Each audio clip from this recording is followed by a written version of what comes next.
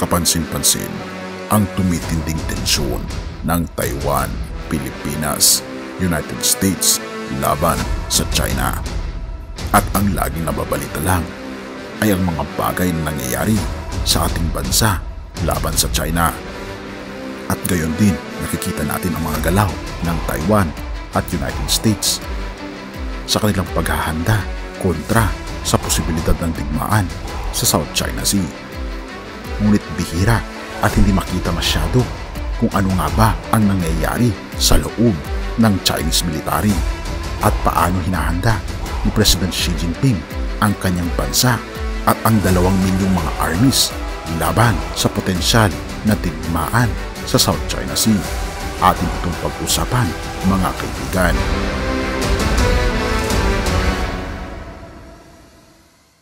Maraming mga tao ang nag-express ng kanilang mga takot na tayo raw ay mas malapit na sa mga digmaan kaysa nung mga nakaraang mga taon. Dahil ngayon, ang potensyal na magsimula ang totoong digmaan dahil na rin sa sobrang paghahanda ng mga bansa. At ang pinakanakatakot ay ang paghahanda ng China patungkol dito. Kapansin-pansin kasi ang galaw ng China. Ayon pa sa mga analyst ng mga Chinese, ay handang-handa na raw si Xi Jinping na makipagdigma. Dahil sa pag-upo pa lang nito ay ang priority niya na ay ang military at binabalak nitong mag-colonize ng ibang mga bansa katulad ng Taiwan para madagdag sa teritoryo ng China. At kapansin-pansin, ang Chinese military ay nasa pagmamadali ayon na rin sa isang dokumentary na kinuhanan ng CNA Insider. Binanggit pa ni President Xi Jinping na dapat maghanda ang buong bansa upang harapin ang pinakamatinding bagyo na darating sa kanilang bansa. Hindi ito tumutukoy sa anumang natural calamity, mga kaibigan, kundi ito ay tumutukoy sa posibilidad ng matinding giyera. At sinet ni President Xi Jinping ang mga leaders ng mga militar na ang mga goal ay dapat ma-meet sa taong 2027 sa centennial celebration ng pagtatatag ng People's Republic of China. Very significant ang araw na ito, hindi lamang sa bansang China, kundi pati na rin sa militaryo ng China. Dahil tila baga, pinabanggit ni President Xi Jinping na sa 2027 ay maging superpower ang military ng China. At bakit kaya ito ang pinaka-goal ni President Xi Jinping? Ano kaya ang kanyang tunay na layunin? Ang US Intelligence Director ng CIA o Central Intelligence Agency ng United States of America, kanilang binanggit ang isang impormasyon na nag-leak na galing daw sa insider ng China.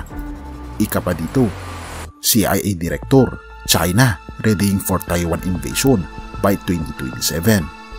Ito ay nilathala noong February 3, 2023. At talaga namang nangamba hindi lamang ang bansang Taiwan kundi pati na rin ang bansang United States of America dahil sa impormasyong ito. Kaya pala pinaiigting ni President Xi Jinping ang kanyang militar dahil sa layunin nitong i-invade ang bansang Taiwan sa taong 2027. At kapansin-pansin, mga kaibigan, inihahanda ng bansang China ang mga military na sa panahon ngayon mahigit 2 milyon na ang mga kasundaluhan ni President Xi Jinping. At kapansin-pansin, mga kaibigan, ang pagbuo ng napakaraming mga warships ni President Xi Jinping na halos inilalagay niya lahat malapit sa teritoryo ng Taiwan.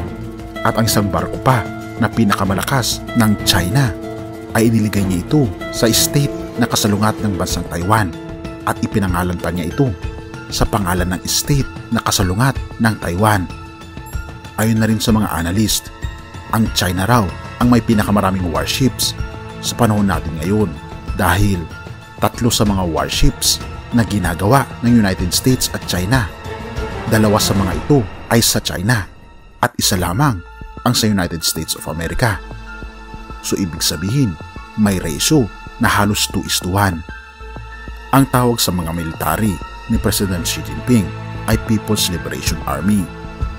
Nire-recruit ang mga armies sa edad 18 years old pataas at sinasanay sila sa matitinding mga training na tila baga sasabak sila sa isang digmaan sa maikling panahon lamang. Ang nuclear warheads ay isa rin sa mga proyekto ni President Xi Jinping dahil siya lang ang nakagawa ng mas malakas na military equipments at warheads sa kasaysayan ng mga umupong mga leaders ng China. Dahil naibalita noong taong 2022, mayroon ng stockpile na 350 nuclear warheads ang bansang China ngayon. At kung ito ay papasabugin at kahit na 100 lang na mga nuclear warheads ang ipapasabog sa buong Pilipinas, ay malamang sa malamang wasak ang ating buong bansa. Ganito na kalakas ang China ngayon. At seryoso si President Xi Jinping sa kanyang mga balak. Ngunit binabanggit ng mga ibang analyst, hindi raw totoo ang balibalita ng CIA. Dahil wala naman daw silang masyadong nakikitang dahilan ni Xi Jinping para simulan ang digmaan sa West Philippine Sea. Ngunit hindi bulag ang ating mga mata, mga kaibigan, at hindi rin bingi ang ating mga tinga na ang mga pangyayaring ito ay mangyayari sa huling kapanahunan, na binabanggit din sa banal na kasulatan na magkakaroon ng mga digmaan at mga alingaw-ngaw at haka-haka ng digmaan, at ito ang simula ng wakas. Kaibigan, totoo man o hindi ang binabalak ng China laban sa mga karatig na bansa, ako'y lubos na naniniwala na ang ating Panginoong Hesus pa rin, siya pa rin ang may kontrol ng lahat. Unang Kronika 29 verse 11, sa inyo ang kadakilaan, ang kapangyarihan, ang karangalan, at ang pagtatagumpay, sapagkat inyo ang lahat ng nasa langit at nasa lupa, sa inyo ang kaharian, at kayo ang dakila sa lahat. Kaibigan, gaano man makapangyarihan ang mga nilalang, ang mga leaders sa buong mundo, wala pa ito sa katiting ng kadakilaan at kapangyarihan ng ating Panginoon Diyos. Siya ang totoong may hawak ng tagumpay. Siya ang totoong dakila, makapangyarihan, at sa Kanya ang lahat ng karangalan. Dahil sa Kanya ang langit at ang lupa, at siya rin ang nagmamay-ari sa atin.